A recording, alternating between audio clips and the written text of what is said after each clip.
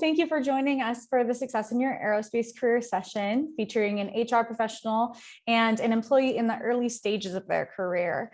The goal of this session is to help you all gain a better understanding of how to get your foot in the door, what to watch for as an applicant, and tips for your success in your career. You'll also be able to type in questions into the chat and we'll address those at the end. Today we have Kory, HR Manager at ATC Manufacturing, and Tryston, Customer Service Engineer at Acrofab.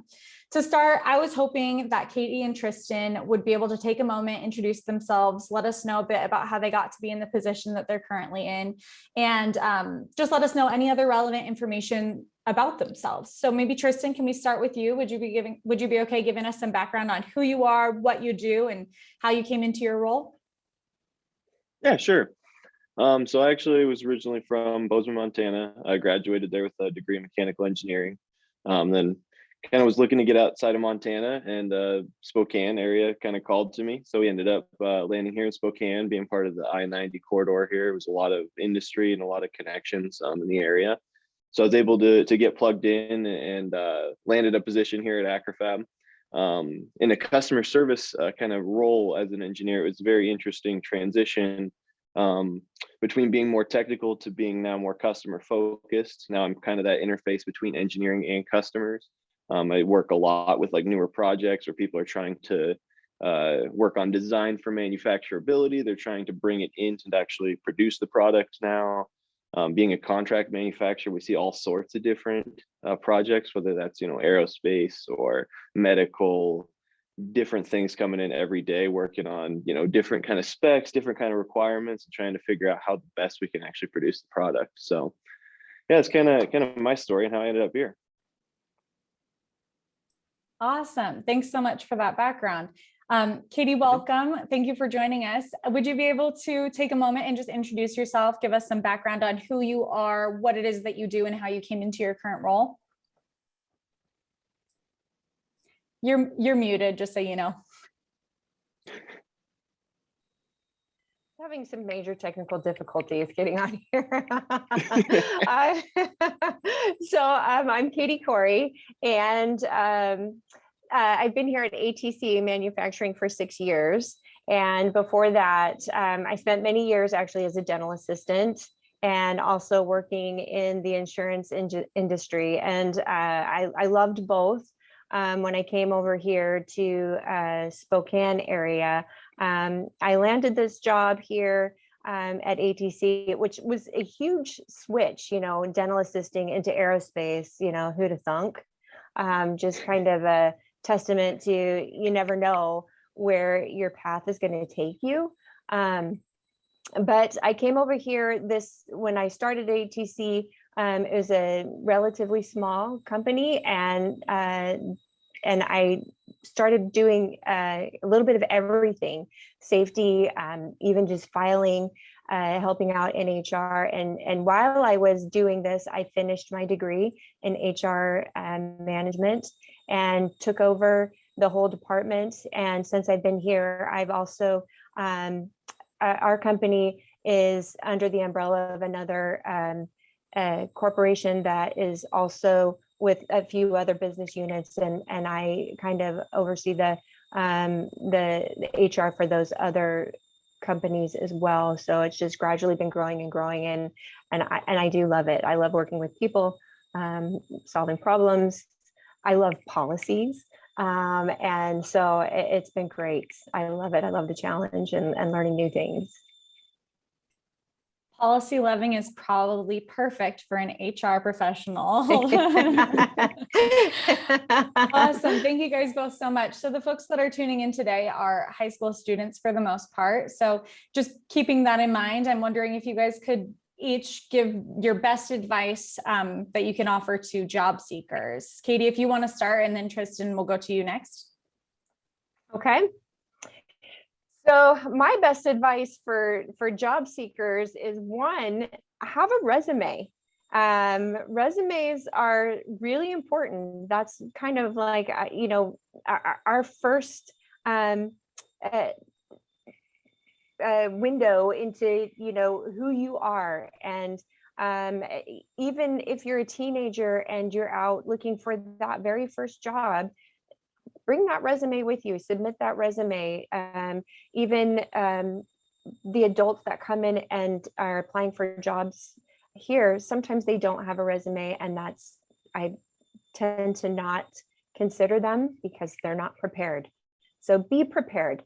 Find out about the company that you're applying for. Do a little research. When you're searching for a job, that's a full-time job. And spell check your resume. Make sure that you're using proper grammar and that you are spelling correctly. And so that's number one right there. That's really important, and that's going to get you ahead of the game. Thanks, Katie. I will say that the HR rep from yesterday's session also said the exact same thing. Spell check is very important. Tryston, did you have some good advice? I know that you recently came into working in the industry. So what advice can you give new job seekers? One thing I definitely would say was just being persistent, not giving up, and keeping yourself healthy during the search. I know during kind of coming off of COVID, it was kind of hard for a lot of job seekers out there, and making sure that you are in a good headspace and doing your research and not skipping sleep in order to apply for more jobs or anything like that. It's very important to realize that the right position will come in time, and that you'll find it. You don't have to feel like it's a huge rush or feel like you are going to miss an opportunity if you don't stay up and submit that resume. So yeah, that's an important one. Yeah, absolutely. Awesome. Great. Thanks, you guys.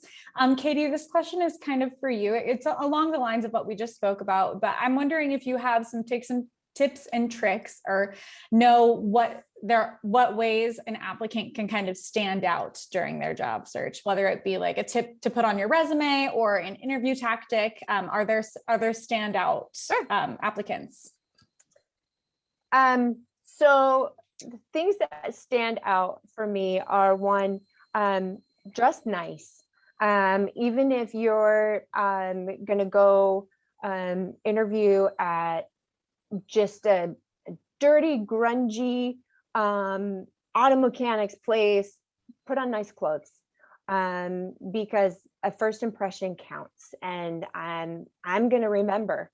You don't have to, go get your hair all done and wear heels or anything like that, but dress nice and smell pleasant. Don't wear a ton of perfume, and you don't want to over perfume yourself, but smell nice. Body odor leaves a lasting impression as well. And so those things matter. Bathe and be nicely groomed, because all of those things, good or bad, leave a lasting impression. Brush your teeth.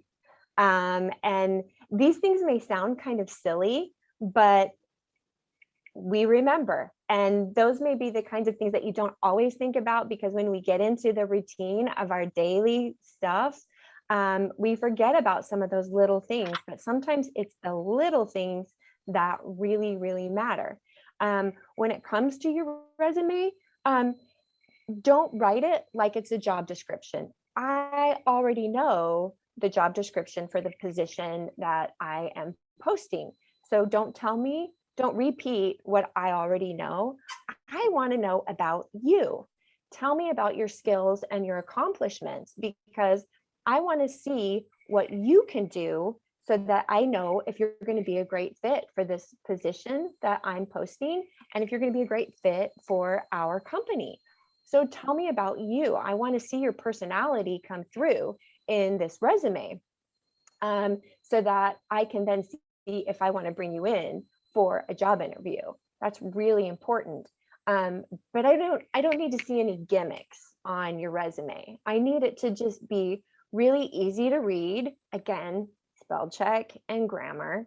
And I'm going to be totally honest. If I see spelling errors, you're not coming in. I'm not going to bring you in for an interview.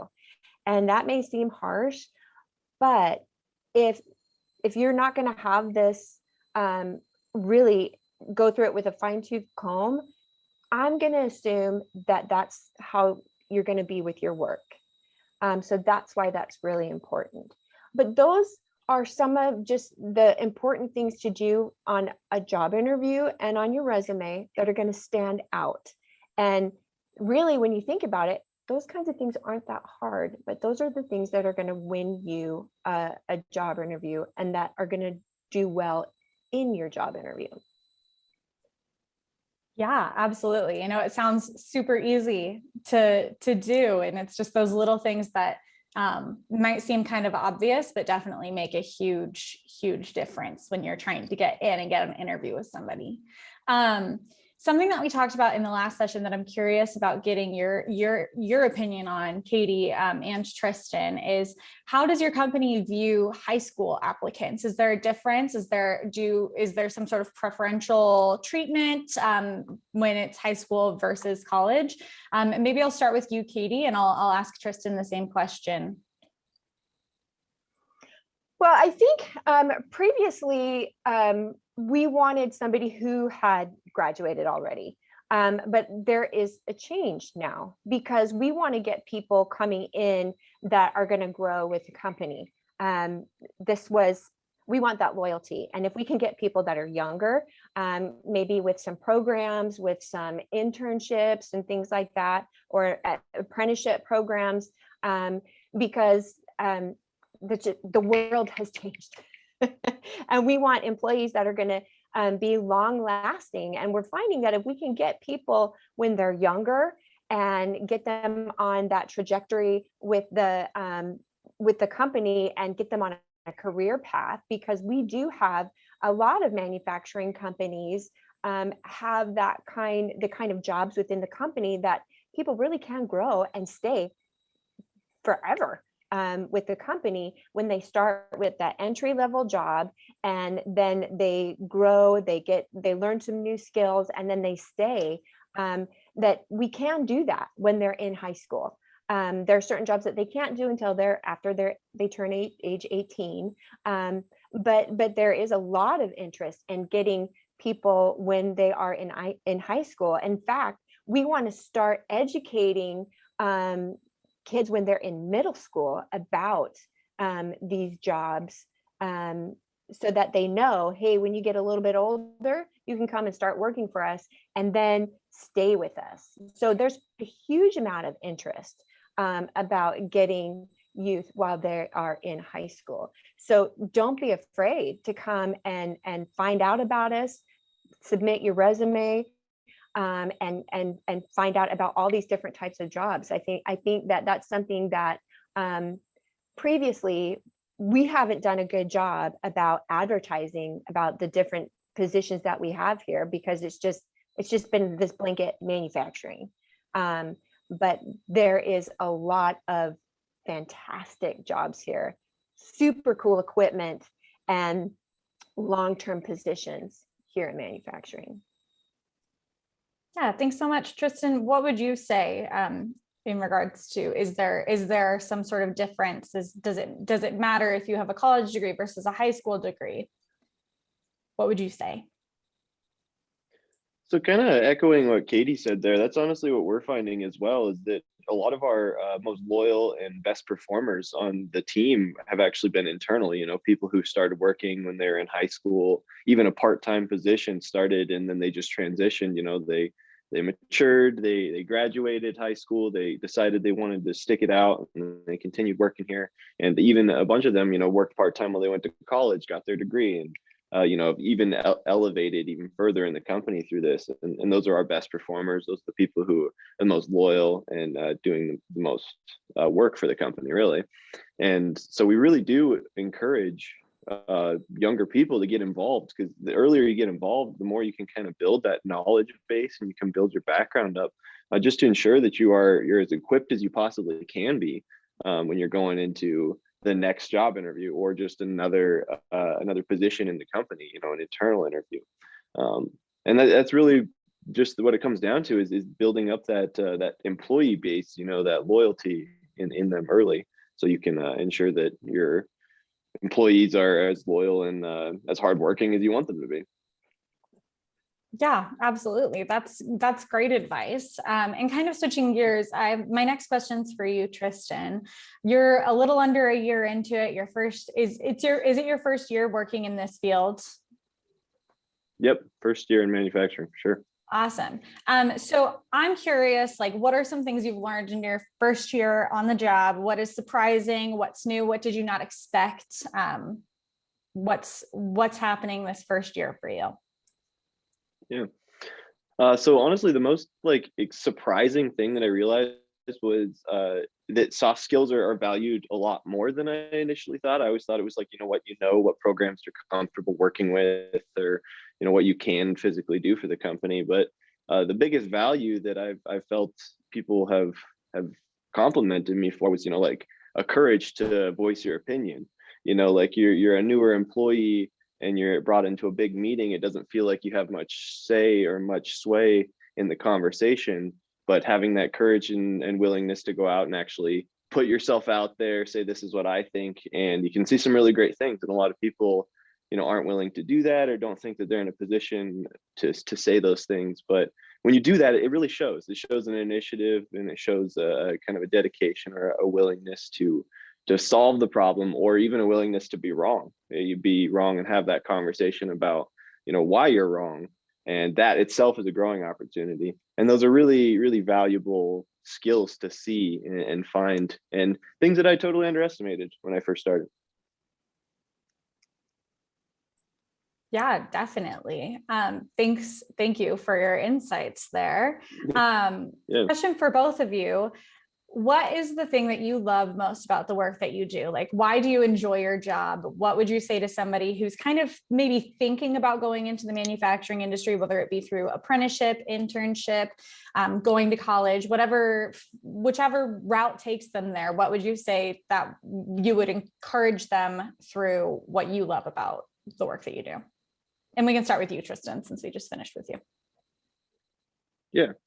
Honestly, the thing that I absolutely love about manufacturing so far is just the variance that I see. I come into work every day and it feels like I could be handed 25 different projects, and I have no idea which one's going to be the priority, which one's going to be, the new hotness coming up in the world. And so it's a lot of fun to kind of have that unpredictability. You're not making the same part over and over again. You're varying between what you're doing, and it seems to be that the manufacturing world is moving that way. There's a variance in suppliers that is really happening. You aren't just always working with the same people. You aren't always working on the same projects, and that is definitely keeps you invested, keeps you interested, and keeps the work not monotonous, I guess. Yeah, definitely versatility in the day-to-day is so nice to have in a job. It's always nice to be learning. So Katie, what would you say? Yeah, absolutely. Agreed. There's always something new to learn. And that's true from the entry-level positions up to senior management. Everybody's moving at a fast pace. Which I really enjoy being busy, and I'm busy all the time. And that's true for everybody. We're up against deadlines, and so there's no downtime. Everybody's moving, and there's people who come in at the entry-level positions. We've got a lot of our supervisors and middle management, they started at entry level and they worked their way up. And that is something that I think is fantastic about this. You can start at the ground level and work your way up. There's a path. There's defined career paths for those who want to take that. And I love seeing that. That is great in manufacturing. You can come in with no experience and then gain all the experience that you want. And you don't get to do that in every profession. And that is something that I think is wonderful here. And it's there if you want it, but then there's also some employees who like coming in knowing what they're going to do every day. That's very comfortable for them. And they do that. We also have those positions as well. So it can fit every type of personality. And we can cater to that. And then we also have just, again, really cool equipment, really awesome things to see back there. The technology is amazing. It's always changing, super fast-paced stuff. And some office settings, it's just like, I would be so bored. And then the people, there are so many cool people, just all different types of people that you get to meet. And it's really exciting. And I wish that, I hope that people take the opportunity to go out and find that out about manufacturing, especially aerospace manufacturing. It's just really, really cool. Yes, agreed, definitely. The next question that I have, so for those students that are, maybe they've gone through the interview process, they've gone through the application process, outside of the tips and tricks for getting the job, what advice do you have for somebody on their first day on the job? What advice would you give somebody before their first day?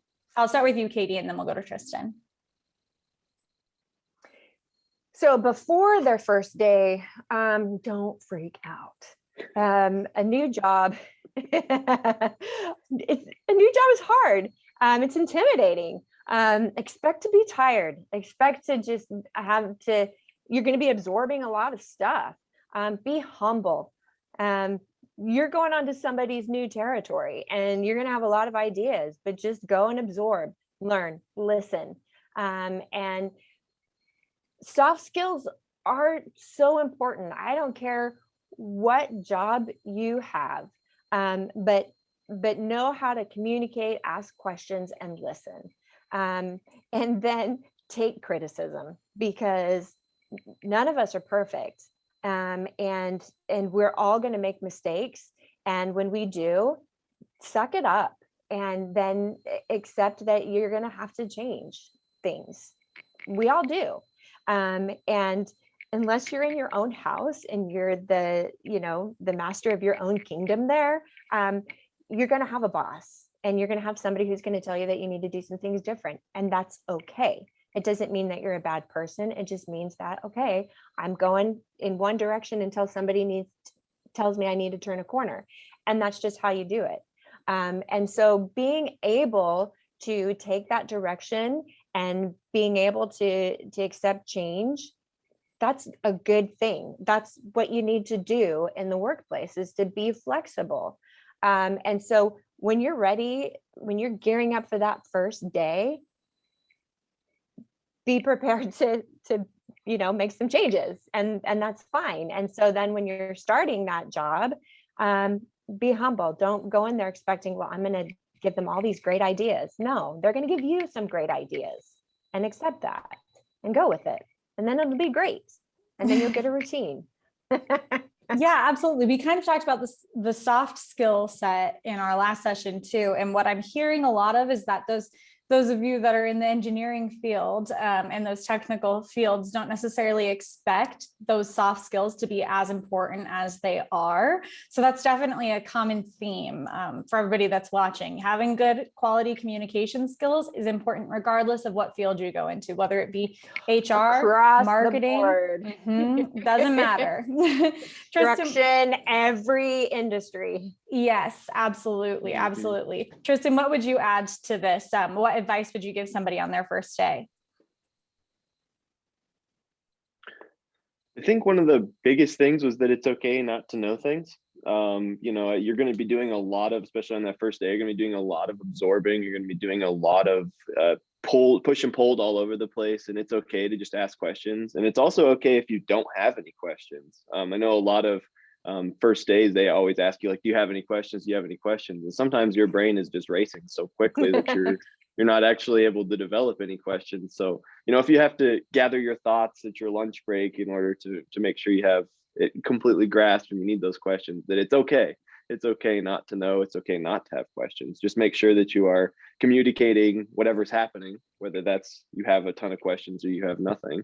And make sure that you're whoever's training you or whatever rings you're being put through, that you are trying to absorb as much as possible, because those first days are crucial to learning and to really showing that that you belong there and that you want to be there. Take the initiative to really grow yourself rather than asking them to force you into growth. Yeah, I think that's definitely true. And I myself, I consider myself a new professional. And I would say that if you have questions that you're going to want to ask when you get to your first day, you can have them prepared before you go in so that you don't forget when you get there, because your first day probably will be pretty overwhelming regardless, because there's so much paperwork and so much that you're learning right off the bat. And so definitely have questions prepared if you know that you've got them. But if it's overwhelming, it is okay. It will be okay. Come back the second day. Yeah. Yeah, true. Every day is a new day. Everything will be better. The more you learn, like you'll be learning as you go, and it'll be totally fine. I'm going to direct this next question at you, Tryston, first. What was your job search experience like? Did you have any realizations about what you could highlight about yourself through the interview process or on your resume? What was your job search like? Job search was pretty rough just because it was happening with the whole COVID thing. So that obviously threw a whole wrench in everything. But as far as what I learned about myself during that was that just about every job that I saw posted, I had something that I could highlight about myself. It may not be something that I could specifically point to, but it was something that I should try to draw attention to, whether that was on my resume, cover letter, or in the interview, if I was lucky enough to get one. Just make sure that you are valuing yourself and valuing those skills, whatever you have that does align with what you're looking to do.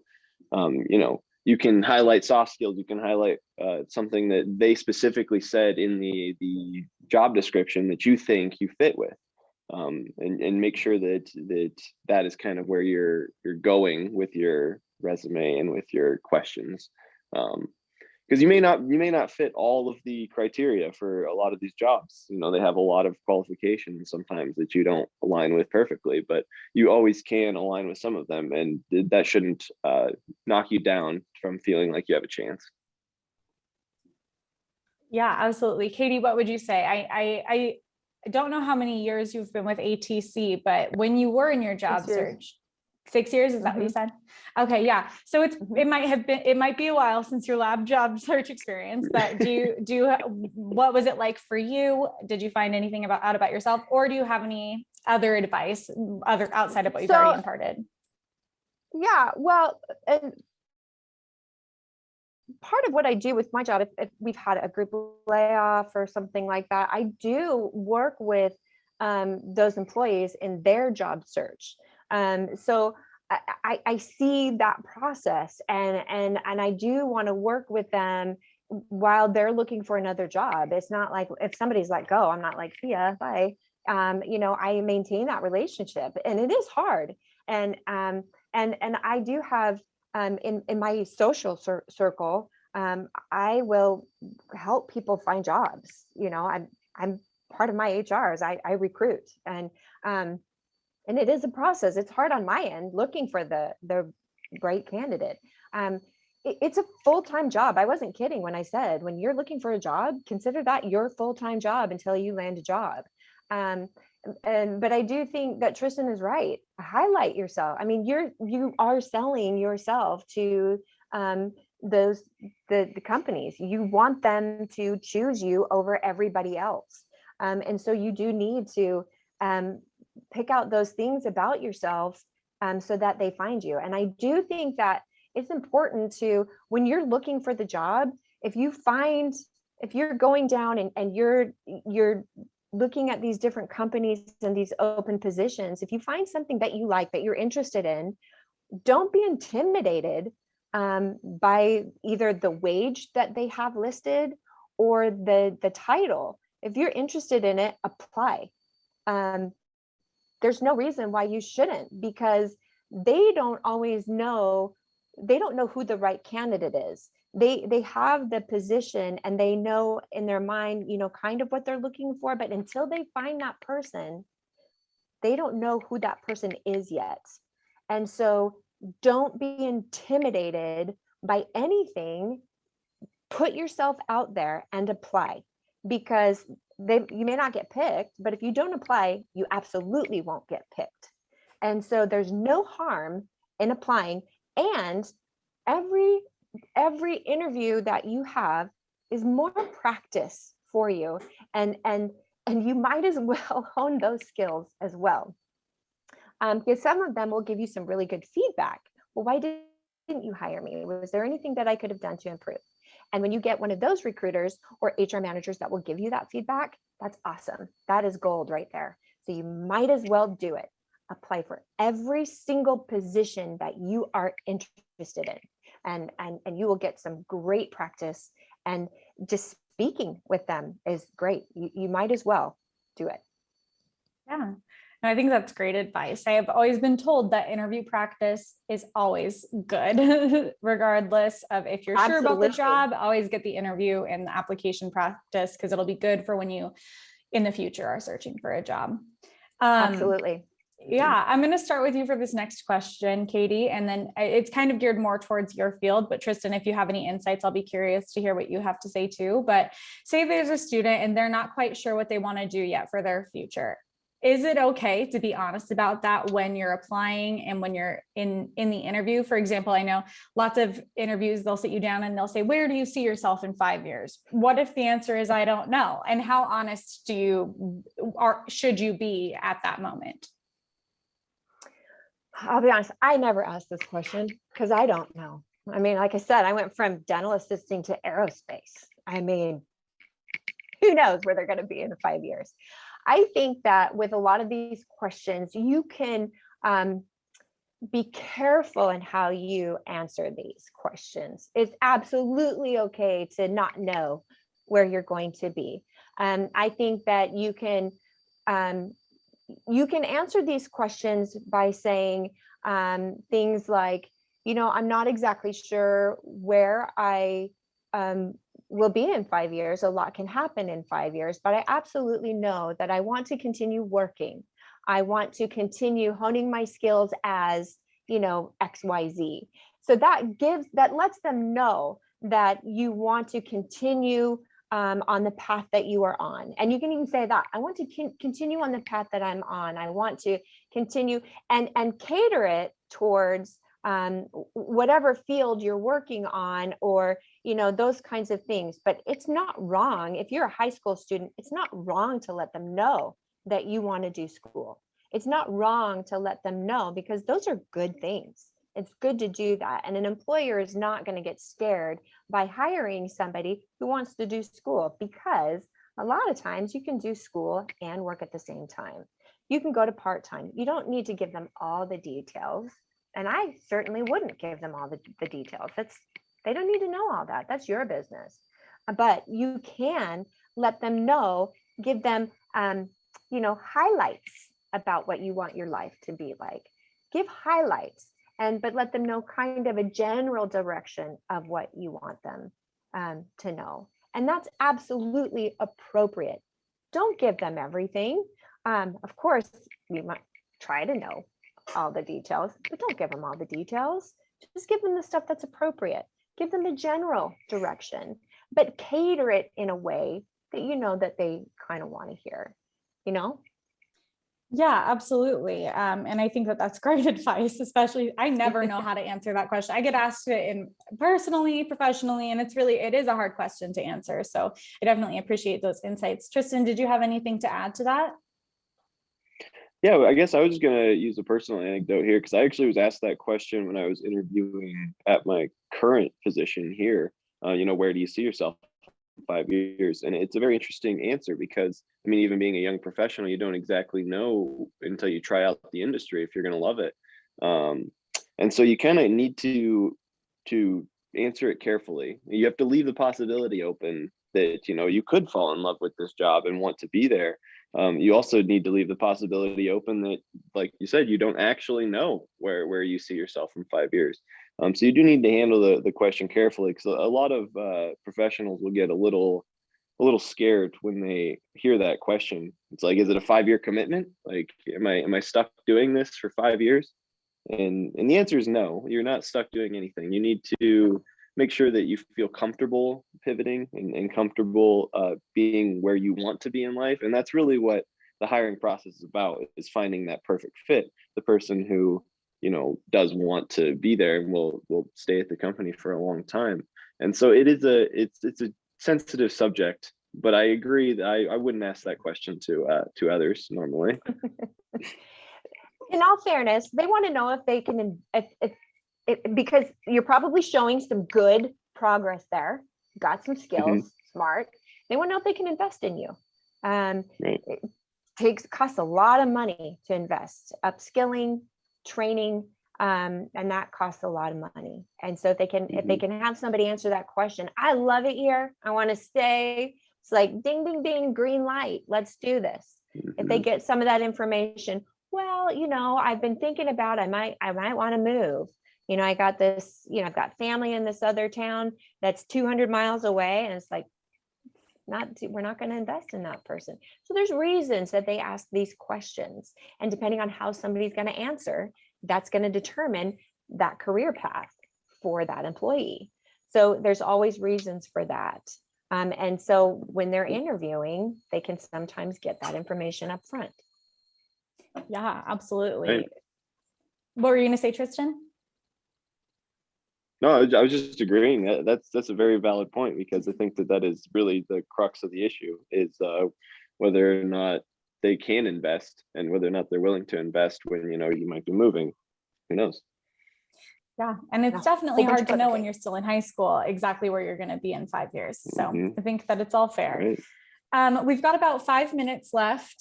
So I've got just one more question for both of you guys, and it's kind of a broad question. But how did you know that this job was right for you? And how did you know that the company that you are currently with is the right company for you? And what helped you make that decision? Was it the benefits, the location? How did you come to the decision? I'll start with you, Tryston. To be fair, I honestly still don't know. I've been here for 9 months now, and I've figured out things that I love and things that I dislike about the company. You know, I've learned a lot being here about the culture. You know, I love the people that I work with, and I love the work that I do.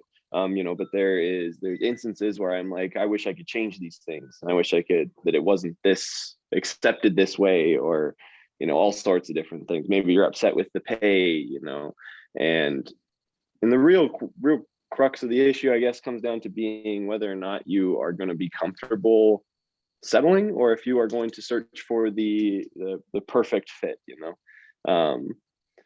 For me, it was a comfortable settling in this area. I absolutely love the area, and I can enjoy a lot more of my personal life here. So the work and the professional scene can take a little bit of a backseat while I develop and enjoy, you know, being young and being early on in the career. But I think that it takes a lot of time. It takes a lot of time, and it takes a lot of energy to actually think about a forever career. Definitely. Katie, what would you say? If you want to speak to what drew you to ATC, or if there is some wisdom that you can impart on us all. Well, I don't think there is any such thing as the perfect job, unless it's sitting on the couch getting paid to watch Netflix. But I take every day one day at a time. And I think that I do love my job. I love what I do. And I think there's good and bad with everything. And it's called work, and it's not called play. It's called work, you know? And I think when you realize that no matter what job you have, there's going to be aspects to that you love and parts that you don't love. And when you find that balance where it's like, okay, I love this job, I love more parts of it than I hate, then it's like I found the perfect job, you know, and that's what makes it perfect. And but you know, that's what it is to be an adult, you know, and realizing those responsibilities. I've got bills to pay, I've got children to take care of, and then at some point, hopefully I can retire, you know, but it's getting to that point to realizing that, and I can enjoy other parts of my life outside of work. But the parts that I love about my job outweigh the bad parts. And I probably just jinxed myself, and I'm gonna have like a horrible day tomorrow, and be like, why did I say that to them? But I know, I have realized, I know the value that I bring to work. And even when others may not see it, I know the value that I'm bringing and the things that I'm doing, even behind the scenes. And that's important to me. And that's where I'm settled into. And I don't need somebody to come and say, I don't need those ad boys, I don't need somebody to come and validate me. I can do that on my own. And that's important to me. And I think that it's great when people can get to that point and realize that for themselves. And they can understand that and know it. When you can find a job where you can have that, I think that's important. And people may search for that for a long time. I didn't get that when I was young and working in fast food, but that was the first job, and I was gaining those experiences and getting those opportunities that led me to a career. Yeah. But I think that's important for the journey. That's excellent advice. So I agree with everything that you guys said. You guys just both gave us so much good information. Thank you so much for being here, both Tryston and Katie.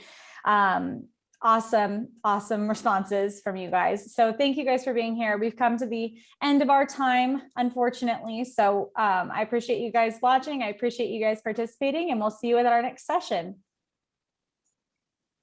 Yeah, thank you for having me. I appreciate it. Yeah. Thank you.